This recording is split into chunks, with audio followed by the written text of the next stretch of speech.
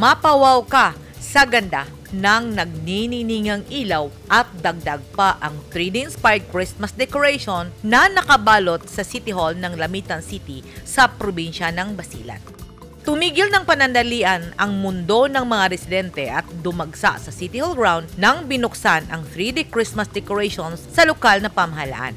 Lahat ay nakisaya, Kristiyano, Muslim o kahit anong tribo ka man na hindi magdiriwang ng Pasko ay dumalo sa naturang okasyon dahil sa formal na binuksan ng alkalde ng syudad na si Mayor Roderick Forigay ang napakagandang 3D-inspired Christmas decorations.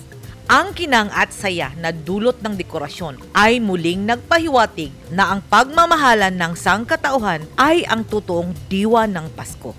Sabi nga, give love on Christmas Day. At sa Lamitan, kahit hindi pa Christmas Day, nadama ng bawat residente ang pagmamahal ng lungsod dahil sa gabi-gabi ay may pa-contest at may pa-premyo pa sa bawat nananalong kalahok. Hindi lang yan, 5 house and lot ang naghihintay sa Grand Raffle Draw ngayong Pasko na bigay ng lokal na pamahalaan. Patunay na ang kaligayahan at pagkakaisa ng mga residente ang bumuo sa kanilang syudad at sabi nga, work for peace and live in peace.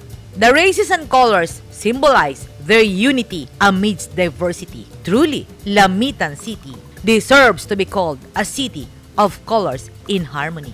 Edith Caduayan, News 10 Philippines. Stay safe!